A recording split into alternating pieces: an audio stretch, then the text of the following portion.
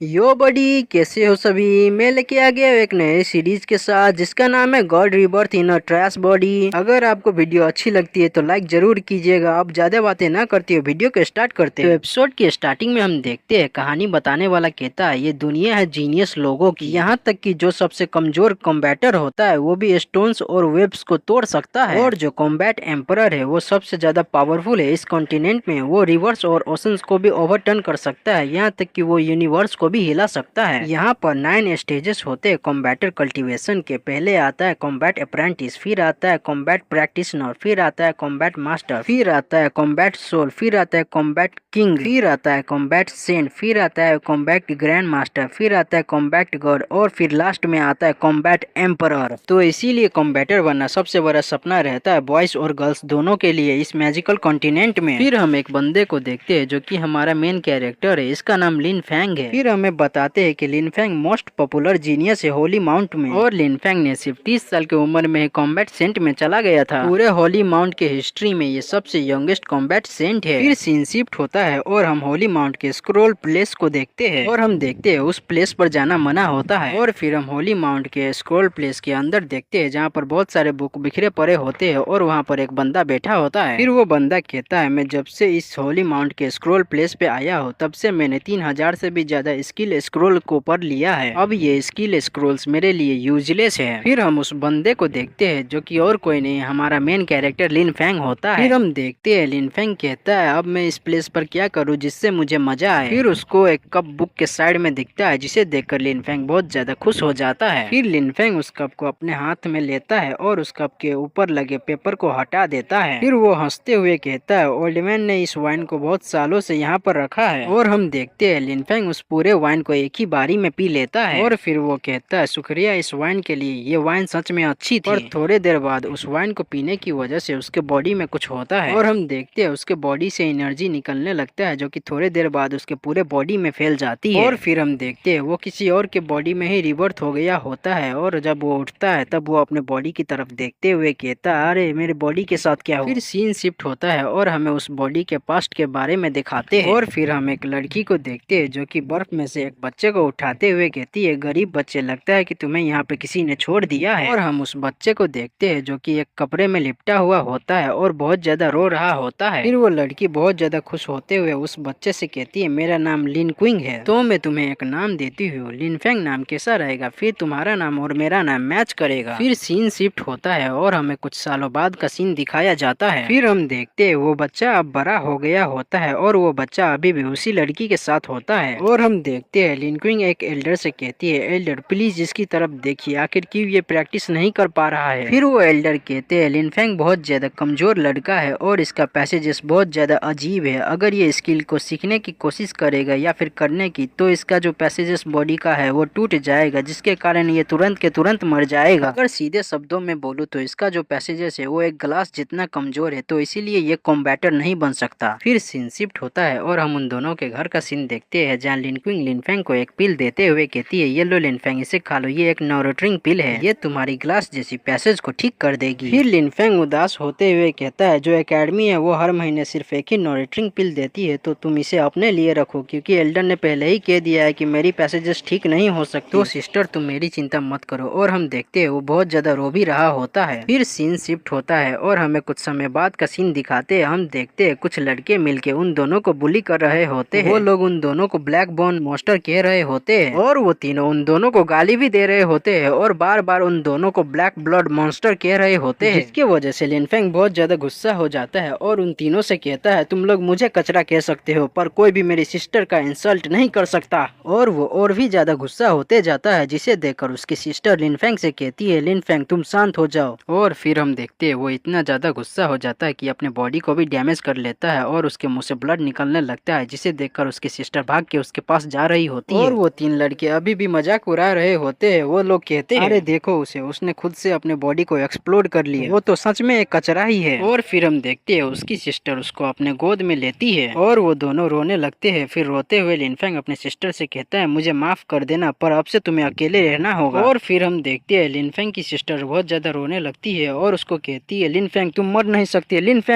Fang तुम उठो। फिर सीन शिफ्ट होता है और हमें प्रेजेंट का सीन दिखाया जाता है जहाँ लिन फैंग बहुत बहुत ज्यादा रो रहा होता है इस बॉडी में रिबर्थ होने की वजह से। और वो रोते हुए कहता है, मैं लिन फेंग एक कॉम्बैटर सेंट था, मैं इस कॉन्टिनेंट का सबसे टैलेंटेड कॉम्बैटर था, पर अब मैं कैसे अपना न्यू लाइफ स्टार्ट करूँ इस कचरा बंदे के बॉडी से जिसका पैसे जैसे एक ग्लास जितना कमजोर है। और हम देखते हैं उसकी सिस्टर उठ जाती है और उसको जिंदा देखकर बहुत ज्यादा खुश हो जाती है। और फिर खुश होते हुए लिन फेंग से कहती है, फेंग तुम आखिर जाग गए। फिर वो रोने लगती है और कहती है, फेंग मुझे पता था कि तुम मुझे अकेला छोड़ के नहीं जाओगे। फिर लिन फेंग बेड से उठने लगता है और उसकी सिस्टर उसको उठने में हेल्प करती है। फिर उसकी सिस्टर बहुत ज्यादा रोने लगती है और कहती है, फेंग सभी लोग कह रहे थे कि तुम अब कभी नहीं उठोगे, पर मुझे यकीन था कि तुम मुझे छोड़ के नहीं जाओगे। और फिर वो लिन फेंग को गले लगा लेती है जिसकी वजह से लिन फेंग भी बहुत ज्यादा खुश हो जाता है। और वो कहता है, मुझे फाइनली एक सिस्टर मिल गई है। लिन क्विंग एक बहुत ज्यादा अच्छी सिस्टर है, लेकिन ये हर बार बुली होती रहती है, पर अब इसको ये नहीं सहना होगा। गॉड ने मुझे रिवर्थ किया है तो मैं अब से लिन क्विंग को हर खतरे से प्रोटेक्ट करूंगा। और फिर वो उन तीनों बंदों को गाली देता है जिन्होंने इन दोनों को बहुत ज्यादा बुली किया था। और वो कहता है, तुम तीनों को इसके लिए बहुत ज्यादा पछताना होगा। एपिसोड के स्टार्टिंग में हम देखते हैं डिवाइन माइंड कॉन्टिनेंट के लिनवू माउंटेन का सीन, जहाँ उसके पास में हमारा मेन कैरेक्टर का घर होता है। और घर के अंदर से लिन फेंग की सिस्टर का आवाज आ रही होती है। वो कह रही होती है, फेंग क्या तुम्हें भूख लगी है? मैंने तुम्हारे लिए सूप बनाया है। फिर हम घर के अंदर का सीन देखते हैं जहाँ उसकी सिस्टर उसको सूप पिलाते हुए कहती है, ये लो इसे आराम से पी लो। फिर लिन फेंग कहता है, आपको भी खाना होगा सिस्टर, आप मुझे अकेले मत खिलाओ। फिर उसकी सिस्टर कहती है, मुझे अभी भूख नहीं है और फेंग तुम थोड़ा और सूप पियो। और फिर लिन फेंग कहता है, मेरा बॉडी अभी अभी ठीक हुआ है तो मैं सच में अब थोड़ा सा भी नहीं खा सकता, अगर तुम इसको नहीं खाती तो फिर ये वेस्ट हो जाएगा। फिर उसकी सिस्टर कहती है, अच्छा ठीक है मैं खाती हूँ। और हम देखते हैं वो बहुत ज्यादा जल्दी उस सूप को पीने लगती है, जिसे देख के लिन फेंग कहता है, जरा देखो इस लड़की के तरफ, ये कितनी ज्यादा भूखी है पर ये ऐसा दिखा रही थी कि इसको भूख नहीं लगी है। फिर हम देखते हैं उसकी सिस्टर सूप को पीने के बाद एक पिल निकालती है और लिन फेंग से कहती है, फेंग जल्दी आओ और इसे खा लो। फिर लिन फेंग उस पिल को लेता है और शौक होते हुए कहता है, ये तो एक नॉनिटरिंग पिल है सिस्टर, तुम्हारे पास इतनी महंगी पिल कैसे आई? फिर उसकी सिस्टर हंसते हुए कहती है, मैं एक स्टूडेंट हूँ एकेडमी की, तो मुझे हर महीने एक नॉनिटरिंग पिल मिलती है, पर कल हमें एकेडमी की तरफ से एडवांस में एक पिल मिल गई। फिर लिन फेंग कहता है, पर एकेडमी ने कल एडवांस में पिल क्यों दिया? और वो अपने मन में कहता है, जरूर इसने इस पिल को पाने के लिए बहुत ज्यादा मेहनत किया होगा। लिन क्विन ने इतना सब सिर्फ मेरे साथ रहने के लिए किया है, वो ब्रदर जिसका उसके साथ ब्लड रिलेशन भी नहीं है। और हम देखते हैं वो बहुत ज्यादा इमोशनल हो जाता है। फिर वो सीरियस होके उस पिल को खा के निगल लेता है और वो कहता है, इस लाइफ को जीने का कोई रीजन नहीं है, मुझे इसे चेंज करना होगा। फिर सीन शिफ्ट होता है और हम देखते हैं लिन फेंग दरवाजे पर बहुत ज्यादा मुश्किल से खड़ा हुआ होता है और वो कहता है, पहले मुझे ठीक से चलना होगा पहले की तरह। और वो चलने की कोशिश करने लगता है। हम देखते हैं वो बहुत ज्यादा मुश्किल से चल रहा होता है और वो कहता है, अच्छा कि मैं अभी चल सकता हूँ, अगर मुझे एक कचरे को ट्रेजर में चेंज करना है तो मुझे इनह्यूमंस की एक्सरसाइजेस को करनी पड़ेगी, लेकिन इसके लिए सिर्फ एक ही रास्ता है, मुझे पहले अपने बॉडी को टेम्पर करना होगा, फिर मुझे उन सभी मेथड को करना होगा। फिर सीन शिफ्ट होता है और हम थोड़े समय बाद का सीन देखते हैं। हम देखते हैं लिन फेंग को जो कि जंप करते हुए प्रैक्टिस कर रहा होता है। फिर वो कहता है, मुझे 10 मीटर और करना है। फिर थोड़े समय बाद वो कहता है, मुझे 20 मीटर और करना होगा और वो प्रैक्टिस करने के बाद वहाँ से जाने लगता है। हम देखते हैं शाम हो गई होती है और फिर हम लिन फेंग को देखते हैं जो कि बहुत ज्यादा प्रैक्टिस करने की वजह से पसीने से भीग गया होता है और वो घर आते हुए कहता है, ये मेरी चलने की लिमिट है, मैं सिर्फ एक बार माउंटेन का चक्कर लगा सकता हूँ। फिर उसकी सिस्टर घर से बाहर आती है और लिन फेंग से कहती है, फेंग तुम अभी अभी ठीक हुए हैं तो तुम बाहर क्यों गए थे? और फिर लिन फेंग थकी हुई हालत में आते हुए कहता है, मैं सिर्फ घर के बाहर एक्सरसाइज कर रहा था। फिर उसकी सिस्टर उसको कहती है, तुम तो पूरी तरह भीग गए हो, जाओ और जाके चेंज करो। और फिर उसकी सिस्टर हंसते हुए उसको फिश दिखाते हुए कहती है, हम आज रात को फिश पका के खाने वाले हैं। और लिन फेंग उन फिश को देख के बहुत ज्यादा खुश हो जाता है। फिर रात का सीन देखते हैं जहाँ घर के बाहर वो दोनों आग जला के फिश को पका के खा रहे होते हैं। एपिसोड के स्टार्टिंग में हम देखते हैं 1 महीने बाद का सीन। हम देखते हैं लिन फेंग एक बहुत बड़े पत्थर को अपनी पीठ पर उठाकर चल रहा होता है। फिर लिन फेंग प्रैक्टिस करने के बाद उस बड़े से पत्थर को रख देता है और बहुत ज्यादा खुश होते हुए कहता है, मैंने आखिरकार इस बड़े से पत्थर को उठाकर 50 राउंड लगा लिया है। मैं पहले इस बड़े से पत्थर को अपने पीठ पे उठा के सिर्फ 40 राउंड ही लगा सकता था, पर अब मैं पूरे 50 राउंड लगा सकता हूँ। मैंने फाइनली अब अपने स्टेमिना का लिमिट को तोड़ दिया है। और फिर कुछ सेकंड बाद उसके बॉडी में कुछ होता है और उसे बहुत ज्यादा दर्द होने लगता है, जिसकी वजह से वो बहुत ज्यादा चीखने चिल्लाने लगता है और वो बहुत ज्यादा तेजी से ग्राउंड पे आके गिरता है, जिसकी वजह से ग्राउंड भी टूट जाती है और हम देखते हैं वो वहीं पे बेहोश हो जाता है। फिर जब उसकी आंखें खुलती है तब वो कहता है क्या मैं जिंदा हूँ, पर अभी अभी क्या हुआ था। और वो देखता है कि वो किसी और ही जगह पर होता है, उसके चारों तरफ सिर्फ येलो कलर की वाटर होती है। और वो अपने हाथ की तरफ देखता है जो कि उस वाटर के अंदर होती है। फिर वो अपने हाथ को उस वाटर से बाहर निकालता है और वो अपने हाथ में उस वाटर को देखता है। फिर वो कहता है ये वाटर तो जो मैंने गोल्डन लिक्विड पिया था उसकी तरह है। ये वाटर तो कलरलेस और टेस्टलेस दोनों है और ये आसमान को भी चीर सकता है। ये थोड़ी सी वाटर एक कॉम्बैट सेंट को मौत के घाट उतार सकता है, यहाँ तक कि एक कॉम्बैट ग्रैंड मास्टर भी इससे नहीं बच सकता। फिर हम देखते हैं आसमान में एक येलो कलर की सील चमक रही होती है और लिनफेंग उसकी तरफ देखता है और कहता है ये तो वही सील है जो उस कप के ऊपर लगी हुई थी। तो क्या ये टाई सुपर वाटर है? मैंने जो पिया था क्या वो टाई सुपर वाटर थी? फिर हम देखते हैं वो वाटर बढ़ने लगती है और हम उसके पीछे देखते हैं उसके पीछे से एक बहुत बड़ी येलो कलर की लहर तेजी से उसकी तरफ आ रही होती है और वो उस लहर को देख के बहुत ज्यादा शॉक हो जाता है और हमारा ये सीन यहीं पे कट हो जाता है। फिर हम अगले सीन में उसके घर का सीन देखते हैं जहाँ वो बेड से उठता है और बहुत ज्यादा शॉक हो जाता है और वो शॉक होते हुए कहता है क्या मैं अभी भी जिंदा हूँ? और फिर हम देखते हैं उसके पूरे बॉडी से एनर्जी चमकने लगता है और लिनफेंग बहुत ज्यादा खुश होते हुए कहता है मैं मरा नहीं और मेरी सारी पैसेज सब ठीक हो गई है। तो क्या ये प्रोसेस मैरो वैशिंग और बॉडी रीबिल्डिंग की है? और फिर वो अपने बॉडी की तरफ देख के खुश होते हुए कहता है टाई सुपर वाटर ने तो मुझे बहुत ज्यादा सरप्राइज कर दिया है, ये सच में ऑसम है। अब मेरी बॉडी पहले से ज्यादा स्ट्रांग हो गई है। फिर हम देखते हैं उसके बॉडी से बहुत बुरी स्मेल आने लगती है जिसे देखकर वो अजीब सा शक्ल बनाते हुए कहता है मुझे पहले अपने आप को क्लीन करना होगा। फिर हम देखते हैं वो एक नदी के पास जाता है और उसके पानी से अपने बॉडी को क्लीन करने लगता है और फिर वो अपने बॉडी को क्लीन करने के बाद हंसते हुए कहता है मैं इस कॉन्टिनेंट में ऐसा पहला बंदा हूँ जिसकी बॉडी टाई सुपर वाटर से धुली हुई है। फिर हम देखते हैं लिनफेंग को एक बड़ी सी पत्थर नदी के पास दिखती है और वो उस पत्थर को देखते हुए कहता है लेकिन मैं नहीं जानता कि मेरी बॉडी की लिमिट कितनी तक है। फिर हम देखते हैं वो अपनी बॉडी की लिमिट चेक करने के लिए उस बड़े से पत्थर को अपनी पीठ पे उठा लेता है और वो उस बड़े से पत्थर को उठाकर चलने लगता है। फिर हम देखते हैं वो एक नहीं बल्कि बहुत सारे पत्थरों को अपनी पीठ पे उठाए होता है और हम देखते हैं इतने सारे पत्थरों को अपने पीठ पे उठाने की वजह से उसकी फट गई होती है और वो चलते हुए कहता है ये सारे पत्थर जरूर ही 12 से 50 किलो की होगी, तो ये मेरी बॉडी की लिमिट है। फिर वो उन पत्थरों को अपने पीठ से छोड़ देता है जिसकी वजह से वो सारे पत्थर नीचे गिरने लगते हैं और लिनफेंग उन गिर रहे पत्थरों में से एक पत्थर पे पंच मारता है और उस पत्थर के टुकड़े टुकड़े कर देता है। तो हमारा ये एपिसोड शुरू होता है उसके बाद से। तो एपिसोड के स्टार्टिंग में हम देखते हैं लिनफेंग बहुत ज्यादा खुश होते हुए कहता है जो बॉडी शेपिंग की रास्ता है वो इन्फोर्नो की रास्ता है, टाई सुपर वाटर की हेल्प से मैं अभी ब्रोंज बॉडी में चला गया और वो कहता है अब मुझे सिल्वर बॉडी और गोल्ड बॉडी में भी जाने में कोई प्रॉब्लम नहीं होगी। फिर वो एक इविल स्माइल देता है और गाली देते हुए कहता है अगर मुझे वो तीनों फिर से मिलेंगे जिन्होंने मुझे और मेरी सिस्टर को बुली किया था तो मैं उनके पिछवाड़े पे किक मारूंगा, वो भी सिर्फ अपने इस ब्रोंज बॉडी से। फिर हम देखते हैं लिनफेंग के घर का सीन जहाँ लिनफेंग अपने घर आते हुए कहता है अभी तो शाम हो गई है पर देखने से ऐसा लग रहा है कि सिस्टर अभी तक घर नहीं आई है। फिर हम देखते हैं घर के अंदर से उसकी सिस्टर फैंग को आवाज लगा रही होती है जिसे सुन के फैंग घर की तरफ भागते हुए कहता है ये तो सिस्टर की आवाज है, आखिर उसकी आवाज कुछ अजीब क्यों लग रही है। फिर वो दरवाजा खोलता है और चिल्लाकर कहता है सिस्टर आखिर तुम्हारे साथ क्या हुआ। फिर हम उसकी सिस्टर को देखते हैं वो बेड पे लेटी हुई पेट पकड़ के दर्द के मारे चिल्ला रही होती है। फिर फैंग अपनी सिस्टर को गोद में लेता है और घबराते हुए कहता है सिस्टर आखिर तुम्हें क्या हुआ। फिर उसकी सिस्टर अपनी आंखें खोलती है और रोते हुए कहती है फैंग तुम अब बड़े हो गए हो, अगर मैं मर जाती हूँ तो तुम अपना अच्छे से ख्याल रखना। फैंग उसको बेड पे सुला देता है और उसके बॉडी को चेक करते हुए कहता है आखिर तुम्हारे साथ क्या हो रहा है, तुम्हारी बॉडी तो एक आयरन के जैसे ठंडा है जबकि तुम्हारी सिर तो आग के जैसे गर्म है। वो शॉक हो जाता है और कहता है ये साइन तो आइस कोल्ड सोल की है, इसकी बॉडी तो पूरी तरह से ठंडी होती जा रही है, ये जानलेवा भी हो सकता है अगर ये वार्मनेस और कोल्डनेस दोनों को एक्सपीरियंस कर रही है। फिर उसकी सिस्टर खांसती है जिसकी वजह से उसके मुंह से ब्लड निकलने लगता है जिसे देख के फैंग बहुत ज्यादा उदास हो जाता है और वो कहता है लिनफेंग बहुत ज्यादा कमजोर है, जब से ये बच्ची थी तब से और ये हर साल कई बार बीमार होती रहती है और अब उसकी दबी हुई बीमारी बाहर आ गई है। फिर उसकी सिस्टर फिर से अपनी आंखें खोलती है और फैंग से कहती है फैंग तुम्हें अपना अच्छे से ख्याल रखना होगा। फिर फैंग सीरियस होते हुए उठता है और एक कपड़े को अपने हाथ में लेते हुए कहता है सिस्टर मैं तुम्हें बचाऊंगा। फिर फैंग उस कपड़े को अपनी कमर पे बांध लेता है और अपनी सिस्टर को पीठ पे उठाते हुए कहता है सिस्टर मुझ पे भरोसा रखो, मैं तुम्हारे साथ कुछ भी गलत नहीं होने दूंगा। और हम देखते हैं बहुत ज्यादा रात हो रही होती है और हम देखते हैं फैंग इतनी रात को ही अपनी सिस्टर को लेके जा रहा होता है और फैंग कहता है मैं सिर्फ लिनवू माउंटेन पर जा रहा हूँ ताकि मैं एक ब्लड मेल्टिंग पिल को ढूंढ सकूं अपने सिस्टर को बचाने के। फिर हम देखते हैं एक दीवार के आगे 3 लोग रहते हैं, हम देखते हैं वो और कोई नहीं बल्कि वही बुली करने वाले होते हैं। उनमें से ग्रीन बालों वाला लड़का कहता है तुम लोग कौन हो और तुम लोगों की हिम्मत कैसे हुई एकेडमी में रात को आने बचाने की। फिर फैंग उन तीनों को देखते हुए कहता है आओ फैंग आओ यू